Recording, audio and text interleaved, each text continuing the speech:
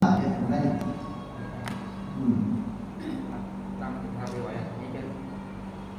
Ini dia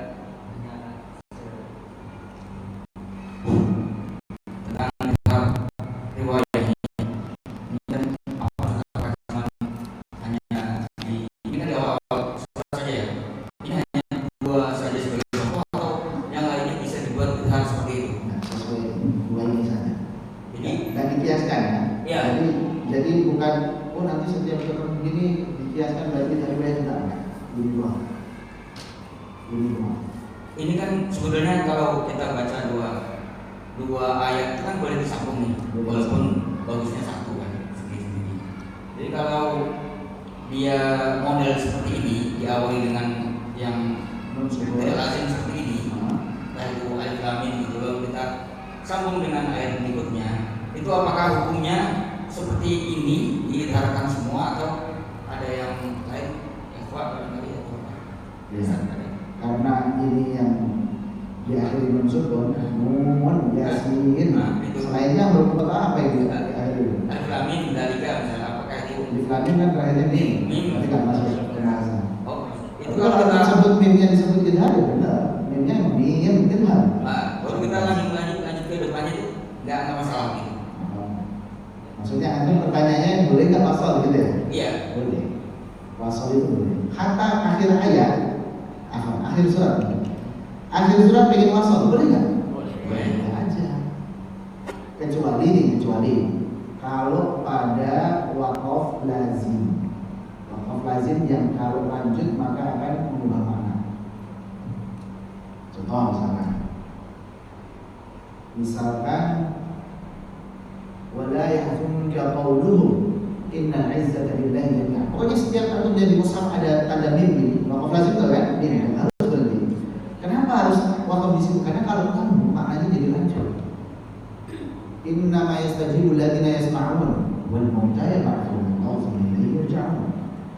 Itu kalau disambung inna ma yastajibu alladziina yasma'un wal mauta yab'atsuhum Allahu tsumma ilayhi yurja'un, maknanya jadi lanjut.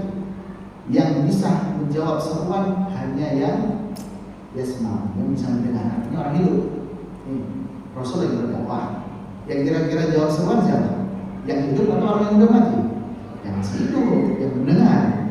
Wal mauta, sedangkan yang udah mati, ya ba'athullah sampai yurja'un. Mereka nanti akan berbangkitkan dan Allah akan memberikan mereka. Artinya yang mati tidak bisa mendengar. Ini contoh. Jadi kalau misalkan akhir surah pun boleh aja, apalagi ini cuma perpindahan ayat. Alif lam mim dzalikal kitabu la raiba fihi, ini maksudnya. Atau alif lam mim Allahu la ilaha illa huwal hayyul qayyum. Itu nanti ada kaidahnya sendiri. Mim Allah dan harakat atau mim Allah berharakat. Mim Allah dianggap sebagai mana?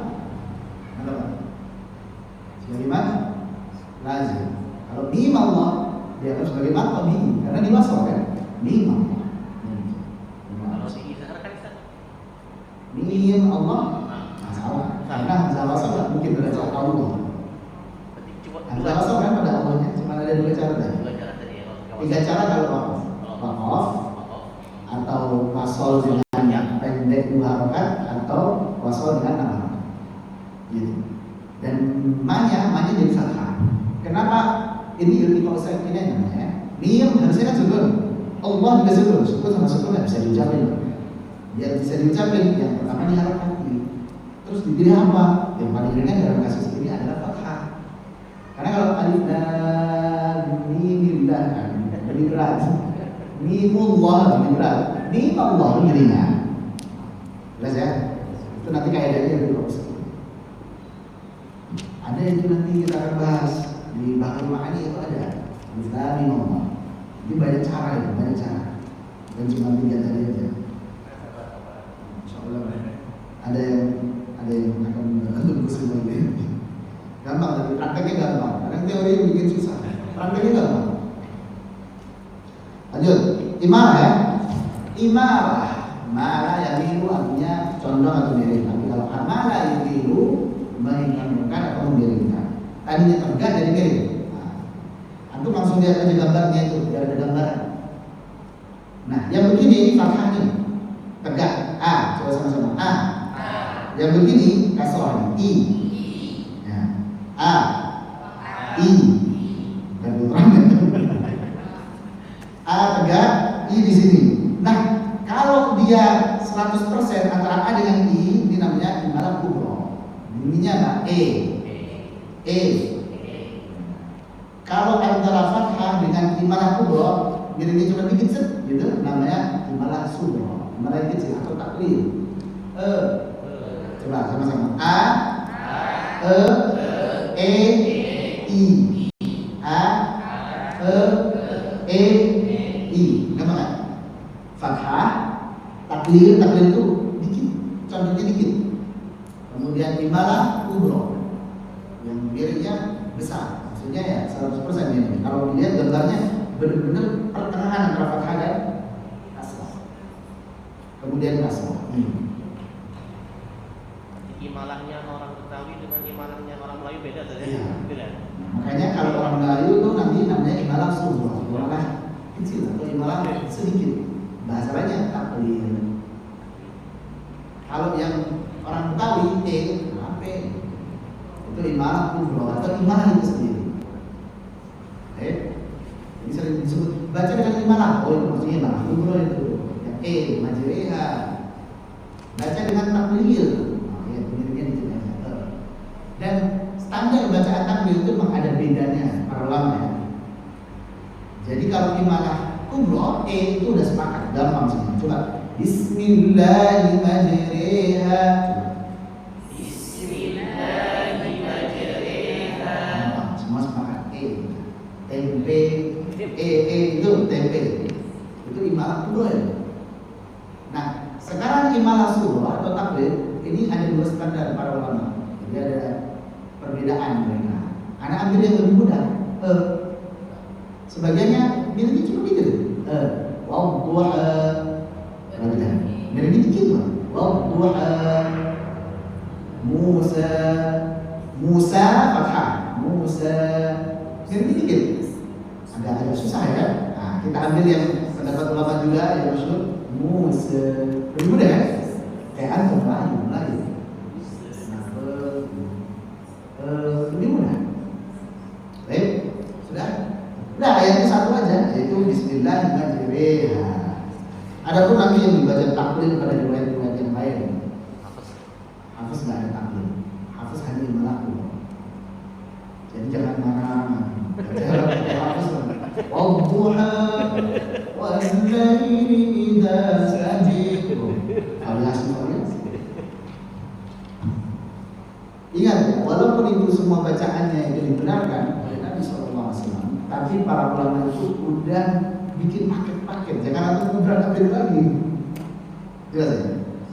Ibaratnya ini, ada mau makan, ada nasi, ya, ada lauknya banyak, sayurnya ini sayur A, sayur kangkung, sayur toge, sayur banyak. Kemudian lauknya ini gorengan ini bakar, ini tumis misalkan, macam-macam. Lebih paham sama-sama. Intinya udah dibikin paket A. Jadi ada dua yang harus anasin. Paket B, dua subah anasin. Udah dibikin paket-paket para ulama. Jangan dicampur-campur lagi gitu. Udah cocok begitu gitu. Jadi variasinya misalnya nggak nyambung misalnya. Untuk orang timur ya, makan papeda tapi pakai kuah rawon misalnya. Atau pecel lele gitu. Nggak nyambung gitu. Ya kan? Begitu lah, udah di apa namanya, udah dipaketkan oleh para ulama itu, udah jangan diutak-atik lagi. Benar memang semuanya dari Nabi itu dari situ asalnya. Ikuti saja yang sudah dipaketkan. Baik. Sekarang setelah imalah, nah ini perkataan Syekh Muhammad Sulaiman Murad, hafsul bimajriha faqat yumilu. Menghafuz hanya membaca imalah pada majriha. Asalnya majroha atau mujroha, dibaca majriha. Dan karena dibaca imalah maka tipis ya, bukan majroha, bukan, tipis. masuk pada pembahasan tarqiq. Jelas? Lanjut. Nah, ini harus agak serius nih. Ismam dan raum. Ismam dan raum pada kata la ta'manna di surah Yusuf. Kasusnya satu aja. Ini saat wasal, ingat teman-teman, saat wasal. Karena kalau saat wakaf itu pembahasan pada wakaf dengan cara ismam atau raum itu beda pembahasan. Itu wakaf. Ini yang wasal. Yang wasal hanya satu tempat ini saja. Apa itu ismam? Sekarang coba antum jujur, yang belum paham ismam siapa? Angkat tangan dulu, biar anak enak jelasinnya. Satu, belum paham ismam? Pernah dengar? Oke. Siapa lagi? Gak apa-apa, jujur. Apa itu ismam? Yang gak angkat tangan berarti paham atau bingung, anak paham atau enggak? Coba antum sih, antum, apa itu ismamnya? Membanyakkan bibir tanpa suara doma. Udah selesai. Sebagai isyarat doma ya. Tanpa suara kan, tanpa suara doma. Itu ismam. Ini cuma begitu saja. La ta'manna manna, bukan la ta'manuna manna. Itu namanya ismam. Membanyakkan bibir sebagai isyarat doma. Tanpa suara doma, tanpa suara. Dan isyarat saja. Ismam. Kemudian raum. Nah, rama ya raum itu memaksudkan, menginginkan itu arti secara bahasa. Artinya kita mengucapkan sebagian harakat dengan suara yang rendah dan lebih cepat daripada huruf di sekitarnya. Ingat ya, suaranya tidak itmam, tidak 100%. Dibacanya di sini berapa? 2/3. 2/3. Anda berikan yang itmam dulu. Coba perhatikan. Asalnya begini. Qalu ya abana ma laka la ta'manuna manuna itmam. Sempurna. Nuna. Yang dibahas nunya ini. Nu. Nunya ini bisa dibaca ismam kayak tadi, manna, atau dibaca dengan raum. La ta'manuna ala Yusuf. La ta'manuna muna kayak orang muna nanya jelas.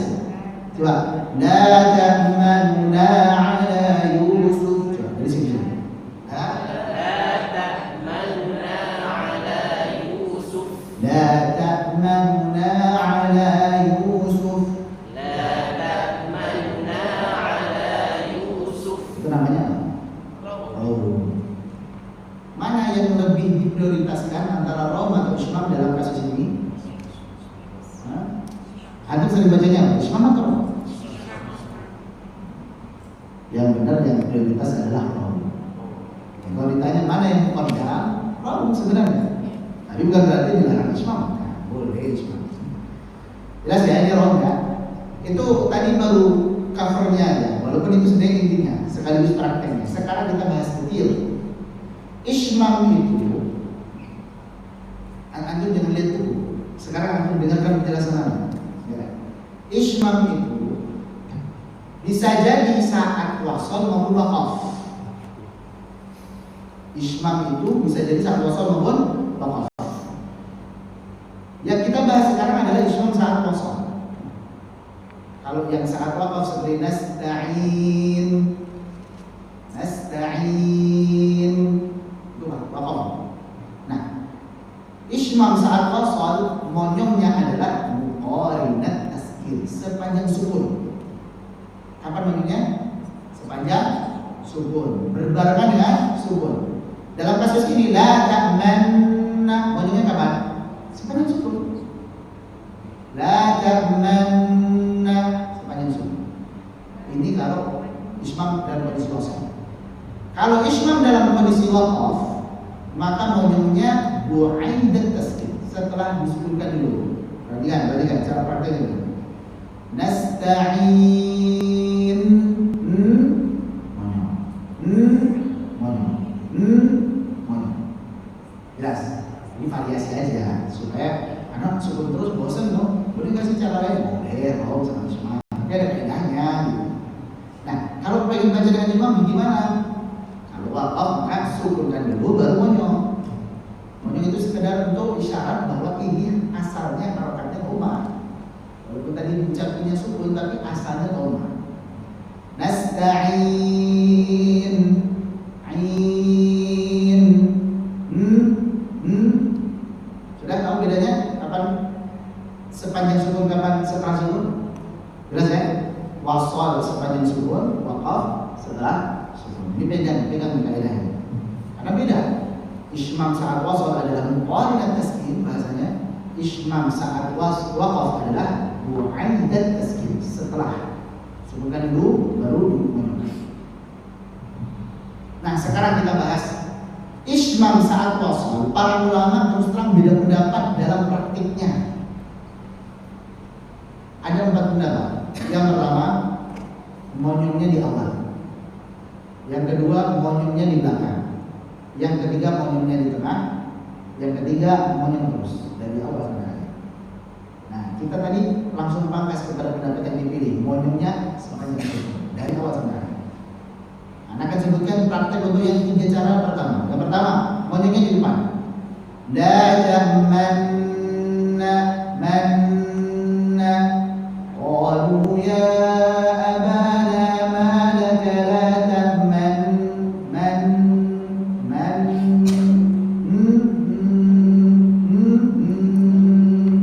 Jelas ya? Monyongnya di depan aja. Yang kedua di akhir. La tahmanna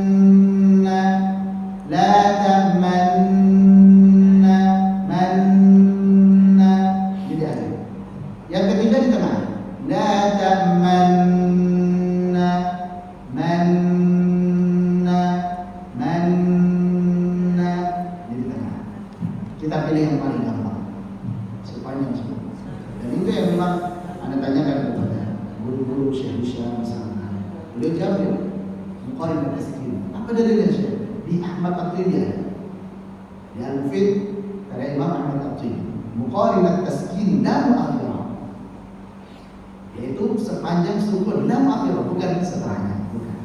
Jadi kalau mau ismam pada kondisi wasal maka muqarinat taskin sepanjang sukun.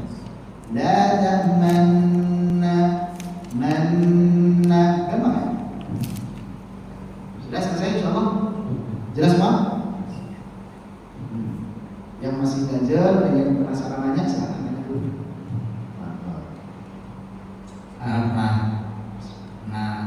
Ya mereka katanya sih hafal Quran gitu. Kenapa? Pernah jumpa yang membacakan ismam ini 2 kali ya banyak monyongnya. Nah itu Biar afdol. Biar afdol. mungkin. Jadi saya merasa apa jadinya sebenarnya sih kan. Karena 2 kali. Susah dong 2 kali. Nah 2 kali. Dan itu memang ada yang seperti itu atau bagaimana sih? Ya, Anda nggak pernah lihat praktek itu dari syekh-syekh, dari guru-guru, dan dari ustaz-ustaz. Jadi kalau pernah ada, mungkin anaknya yang lainnya pernah ada. Mungkin. Iya, sekali. Sekali aja. Ya, sekali aja. Lagi yang ada lagi, tafadhol. Kelas? Boleh coba Ustaz, 4-4-nya Ustaz. Boleh, nanti setelah ini semuanya wajib. Antum jangan kira nggak ada prakteknya, antum wajib prakteknya. Orang cuma sedikit nggak praktek bahas ya.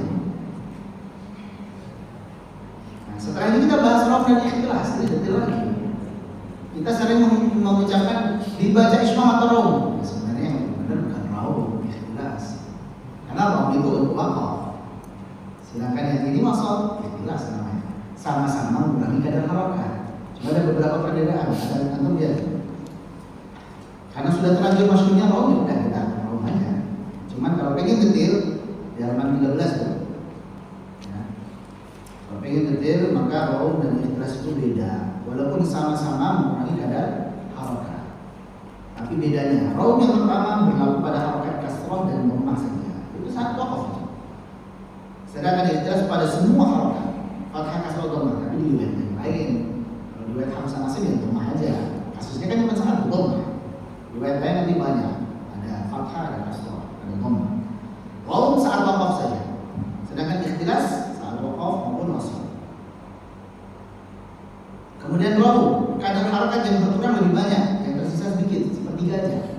Sedangkan ikhlas yang tersisa lebih banyak 2/3.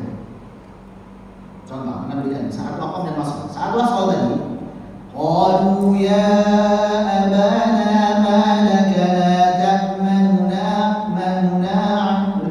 masih kedengeran kan? Walaupun suaranya merendah dan agak rendah sedikit. Daripada ya iyyaka na'budu wa iyyaka nasta'in. Maliki yaumiddin. Seperti apa sih? Dan maliki yaumiddin. Middin. Maka raum itu adalah warraumu khafdu sawti bil muharraki yasma'uhu kullu qaribin mudrik. Syekh Muhammad bin Murad, raum adalah mengucapkan huruf berharakat kasar maupun lemah dalam kondisi merendahkannya, jadi suaranya rendah, suaranya diri, yang hanya bisa didengar oleh orang yang dekat lagi memperhatikan. Berdekat baru kedengar dia ada raumnya, ada. Tapi kalau dekat nggak perhatiin ya nggak tahu juga. Jadi kullu qaribin mudrik. Yang jauh bukan. Tapi ingat ini, isma dan raum saat wakaf ya. Itu biasanya dilakukan kapan? Saat setoran sama guru atau saat latihan sendiri. Kalau jadi imam perlu nggak ya? Ini raum sama isma. Jadi imam. Atau imamin. Anak bosan suruh terus si imamin pakainya raum atau isma. Perlu nggak? Nggak perlu. Siapa yang mau lihat? Raum kan dia suaranya pelan. Isma kan maunya siapa yang mau lihat antum lagi isma? Jadi ini biasa digunakan saat belajar mengajar, sekolah sama guru atau saat guru mengajar murid, atau baca sendiri buat latihan. Oke. Baik. Nanti kita ulangi setelah asar insyaallah. Asar nanti kita pulang. Sudah boleh belum antum ini? Sudah lihat coba. Gimana saya? Sudah. Ada ikutan pulang kita tuh gimana boleh lanjut sepakat saudara lanjut lanjutnya gimana ada asal memang lagi kita tutup dulu sesi ini kita nanti masih banyak pembahasan jadi bismillah. Tapi nanti ada yang beberapa yang perlu kita bahas, yang perlu pembahasan sendiri. Tapi ada yang harus membahas. Ini nakol penting. Orang yang kayaknya nakol, padahal ini bukan nakol. Jadi harus ini. Kemudian dha'af, kata dha'af ini berbeda. Jadi jangan pulang. Dha'af ini kata yang Imam Hafiz berbeda dengan bunyi Ibnu Mas'ud. Satu kata ini. Semua yang dibaca di Imam Hafiz adalah bacaan yang diambil dari Imam Muslim. Kecuali satu. Dia nggak ambil dari guru yang ini, tapi ambil dari guru yang lain. Harusnya dibaca dengan bacaan Imam Muslim. Imam Muslim itu membaca dengan di sini. Beliau ngambilnya dari Atiyah, dari Al-Fadl bin Mansur dari Atiyah al-Awfi. Ini diambil dari Umar baca dengan fathah. Al-Mu'asim du'af.